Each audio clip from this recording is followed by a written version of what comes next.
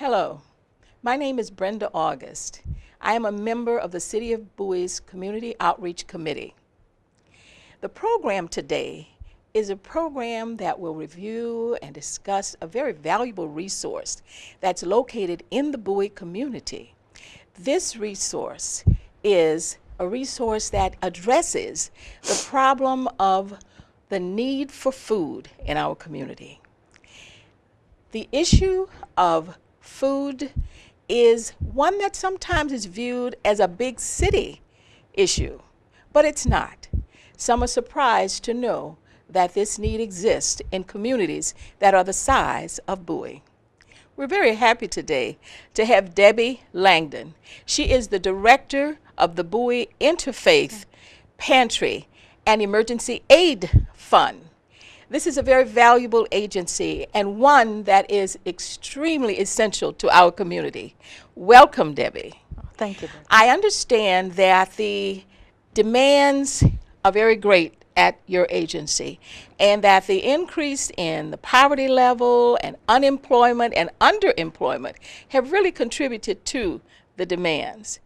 And your agency has largely two major components of service. One is emergency aid, and the other is food distribution. Let's talk about the food distribution component first. The what's commonly known as the food pantry. All of us in Bowie know it as the food pantry. What are some of the services that are provided by the Bowie Pantry? Well, thank you, Brenda, for inviting me here to talk about the pantry. The pantry is a 501c3 nonprofit organization whose mission is to provide food assistance, financial assistance, and resource referrals to members of our community. So our primary mission is to provide food assistance. So this food assistance is provided to persons who, individuals and families who are in need of nutrition, of food. Yes. And what are some of the items that are included in the food that's distributed to them? Well, families, individuals who come to us receive 2 or 4 pre-packed bags of groceries. The amount of groceries depend on how many people are in the family. So our smaller families or individuals receive 2 pre-packed bags, and our larger families would receive 4 pre-packed bags of food. And we try to make sure that there are things in the bags for breakfast, lunch, and dinner. So these are pre-packed dry and canned goods. So we would include a cereal, or perhaps if we have pancake mix and syrup for breakfast.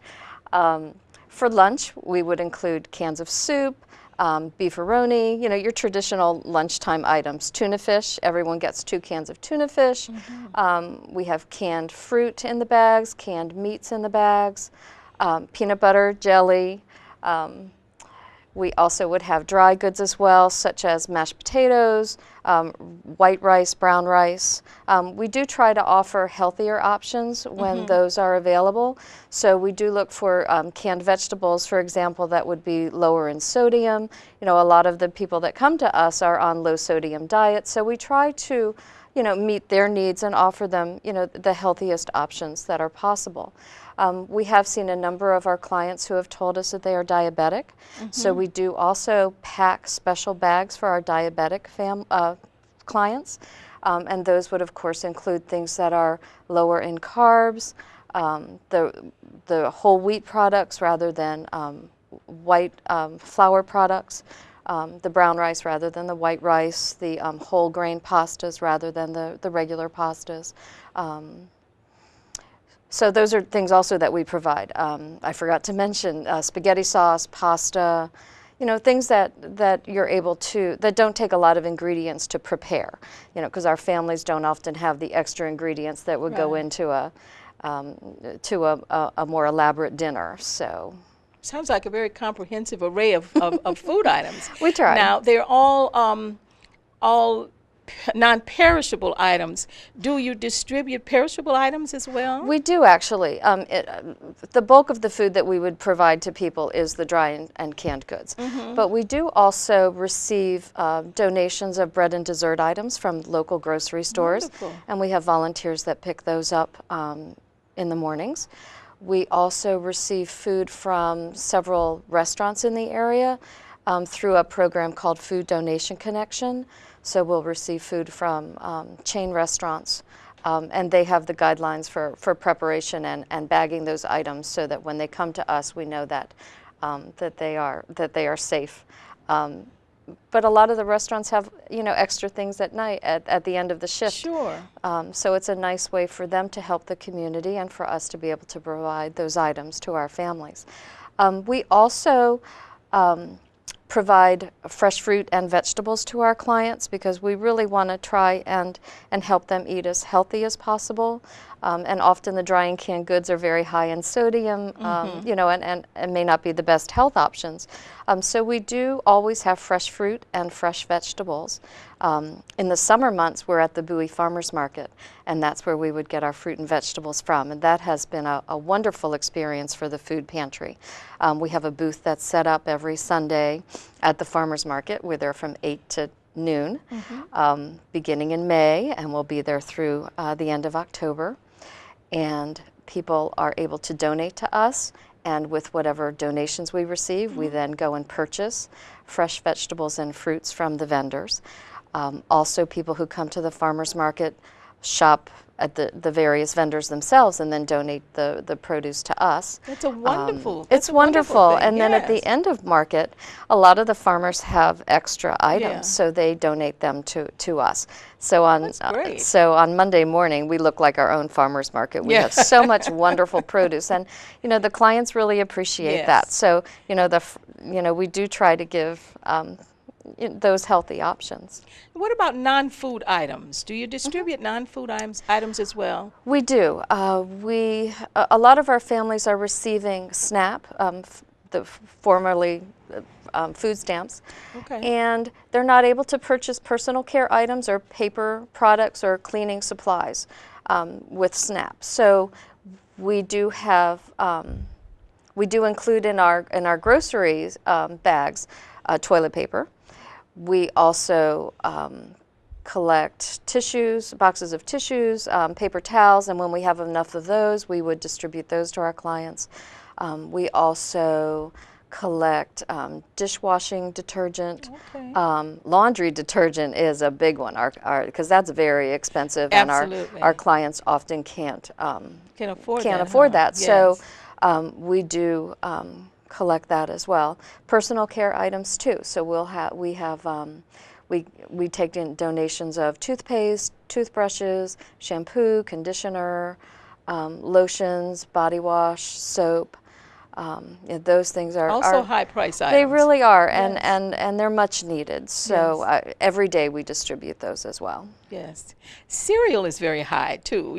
But back to the foods, I was just quite amazed at the expense of Cheerios and cornflakes. Oh, it's amazing. That's really something. It is very expensive. An average bag of groceries that we distribute, a set of groceries, costs about $60. So our families are getting either 60 or 120 if they're getting 2 sets of groceries. And the prices have gone, they have skyrocketed. So we're very good at shopping sales, and we have some donors who are also very good at shopping the sales, because we want to get the most out of the donations that we receive. So that's one of the things we do during the week. We're looking at the sale prices at the stores, and we'll run out, and we have shoppers. I'll go out, we have other shoppers who will go out to the stores and purchase items. And our donors will call up and say, hey, did you know this, the cereal's on sale this week? So off we go and purchase the cereal. Because we will go through, for example, in August, we distributed 794 bags of groceries. Wow. Right. So that's, that would have been 300, almost 400 boxes of cereal that we gave out last month. My goodness. And then for tuna fish, that would have been 794 cans of tuna fish, because everyone gets 2 of those. So it's a lot of food that we distribute during a single month. Yes. So as you can imagine, our shelves empty out pretty quickly. Is there any one season that's more of a demand on your services than others? I would say that the demand is pretty steady throughout the year. But what we do see is in the summer our donations drop off. And that's partly because we're supported by so many groups and organizations throughout the community, and many of them aren't meeting in the summer months. So, so our donations tend to drop off then, so then our purchasing goes up during those months. Because we need to keep our shelves stocked. Sure. So in the fall, in I'd say October, November, that's when a lot of the fundraisers are taking place, the food drives are taking place. So we will, we will start seeing our shelves fill up, which is what we'd love to see. And then this year we were able to, we had enough food that we weren't really purchasing food again until, I would say, May or June. So we do have a storage area where we're able to keep the excess food that doesn't fit on the shelves, and that's a problem that we love to have. Yes, yes, yes it is. What are the eligibility requirements for a person who's in need of this service? Okay, our food pantry is open to all residents of Prince George's County. Okay. We do have income guidelines. They're very generous because we take into account how much someone would need to pay in rent or for their mortgage, for utilities, and those are all necessary expenditures. So for a single person, it's $2,300. So so that would be our cap on your monthly income would be $2,300 for a single person. And a lot of people are paying $1,000 to rent a place, and that's on the low end. It's probably more like $1,500 or $1,700. And then by the time you pay your utilities and perhaps medical expenditures or your car insurance, things like that, there's just nothing left over for food. So it's $2,300 for a single person, and then it's $500 for each additional person in the household. Okay, okay.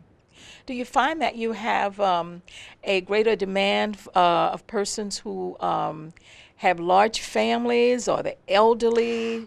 It's a mix. But what we have seen over the last several months is an increase in senior citizens who are coming to us for assistance. And some of those are singles, some of those are couples. And that's very sad to see. They've worked all their lives, and what they're getting in their pension or their annuity or in Social Security just is not enough for them to live on. Yes. And often they are receiving food stamps, but many of them are just getting $16 in food stamps for the whole month. So they will purchase their milk or some perishable items, and then they count on us to supplement that. Yes. So if they know they're getting cereal from us, canned soups from us, the pasta from us, the spaghetti sauce from us, the tuna fish from us, then those are things that they wouldn't have to pay for. And I forgot to mention, one of the things we also do is we always have a special item, a special perishable item, and that's usually an additional protein. So that could be yogurt or cheese or eggs. Those are usually the three that we rotate, and we'll do that for about a month or so. So we just finished up distributing. We've been giving out eggs for a couple of months, and cheese, and now we're going to be giving out yogurt again. And our clients rely on those things. Yes, yes.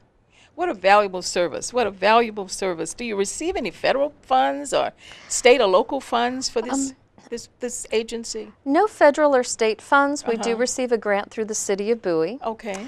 And then we also, for a few years now, have received grant money through a county councilwoman's office.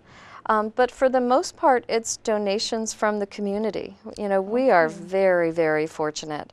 We have always had food. In the news, you heard about a lot of pantries that had to close down because they didn't have food. And that's never happened to us, and that's because of the community support that we receive. Yeah. And we're just very fortunate that everyone in this community comes together to help. Well, Bowie is a very special community. Oh, it is. I grew up here. I know. It's a very special, loving, giving, compassionate it really is. community. People want to help. That's right. All you need to do is get the word out, and Bowie residents will come together and really support. They absolutely do. They absolutely do. So that's the plus in Bowie. Yes. Yes, it is. And about 70% of the food that we that we distribute goes to Bowie area residents. Okay, okay. You know, so we really are helping our neighbors out. Absolutely. And you would never know. You would just never know. Now, so you get most of your donations from the community, from individuals? Individuals, businesses, yeah, so those partnerships schools, you talked about. civic organizations. Fantastic. The churches, of course, are the backbone of our support. Yes. You know, but we receive help from throughout the community. Great, And great. individuals too, and families too. Now, you do accept cash donations? We do. Most of our donations are either food donations or made by check. We do receive some cash donations, like at the farmer's market. Yes. Those are cash donations. And then we use that money right at the farmer's market to purchase fresh fruits and vegetables. And then there have been some fundraising efforts through the summer that that came in as cash, and I've told people that what we do with that is use that at the farmer's market as well, because while the fresh fruit and vegetables are available, that's what we want to focus in on. Okay. And then, you know, during the year, you know, there'll be some cash donations that come in, and generally that's what we'll use it for. Okay. Now, if a person wants to donate, I understand there are some drop-off centers throughout the community. Tell us where these drop-off centers are, and I think we're going to scroll over the screen too. But you tell us where That's they fine. are. We have several drop-off sites throughout the community, as you said.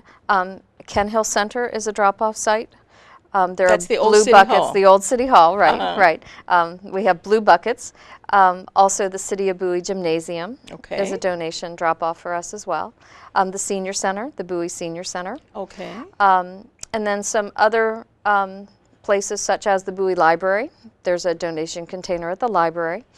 Some of the local businesses are drop-off sites for us. And the churches, most of the churches have a place in their vestibule, their lobby, for people to donate. And of course, the food pantry. People are encouraged to come directly to the food pantry to donate as well. Fantastic. And if for some reason those drop-off sites don't work, all they need to do is give us a phone call or email us, and I will meet them or have someone meet them at the pantry so that they can bring their donation to us. Great, great. Let's talk a little bit about the Emergency Aid Fund. Tell us about that. Okay. The financial assistance that we provide is for City of Bowie residents only. Okay. It's a one-time help for families, for individuals who, you know, have experienced some kind of crisis situation, and had been able to keep up with their bills until recently, and then, you know, say a medical emergency, or perhaps someone was laid off, or their employment, their hours were cut, and aren't able to pay their bills this month, and there's a plan in place going forward that they'll be able to pay them in the future. So I interview everyone. The income guidelines are the same as for food. It's $2,300 for an individual, $500 for each additional person in the household after that. So they'll come in, fill out an application. There are documents that they would need to provide. For the food assistance program, I forgot to mention this, we do require identification and proof of income. For financial assistance, we would require more documentation, and then an advisory board reviews the application, and we get back to the person within a week. And generally that assistance is rental assistance, mortgage assistance, utility assistance, sometimes medical, sometimes some medical expenditures. We've had a couple of cases where some people couldn't pay for their medications, so we were able to help them with that. But that is just for City of Bowie residents, which of course is different than having a Bowie mailing address, so I'm very clear about that. Yes. Because a lot of people have a Bowie mailing address, not in the city are of not Bowie. within the city Yes, limits, and, yes. and our financial aid is restricted to that. But if we're not able to help, one of the things that we do at the food pantry is offer them other resources that may be able to help them. So if we're not able to help with financial assistance, we'll refer them to other places that might be able to help. And we also do that. Many of our clients, in addition to food, are looking for clothing, furniture, and so we try to help them with that as well. Very good, very good. Now, what are your hours of operation, and Debbie, I understand that you've moved to a new location. We Where are you did. located? Yes, we moved our facility from the Christian Community Presbyterian Church to the old City Hall. We're actually in the building that used to house the City of Bowie Police Department. Okay. So you need to drive all the way to the back of the property, and we're the blue building at the back, and we have a nice, there's a sign out there to indicate where we're located. You would enter through the building at the back. There's no entry to the pantry through Ken Hill Center. Okay. And we moved, the move took place over a week, the last week of August, so we opened up our operations the first week of September. Great. And what are your hours of operation? We are open Monday, Wednesday, Friday, 9 to 11 a.m., and also the second and fourth Tuesday nights of each month. It used to be just the second Tuesday night of each month, but now we're open the second and the fourth Tuesday nights of each month from 6 to 7 p.m. We have found a lot of our families, our clients, have gotten back to work. And so they're not able to come in the mornings, but they still need that additional help because they just don't have, you know, they might be working part-time or they're underemployed, as you had mentioned earlier, and are still in need of food assistance. So we opened up the evening hours for them. We're going to be scrolling that information over the screen. Right.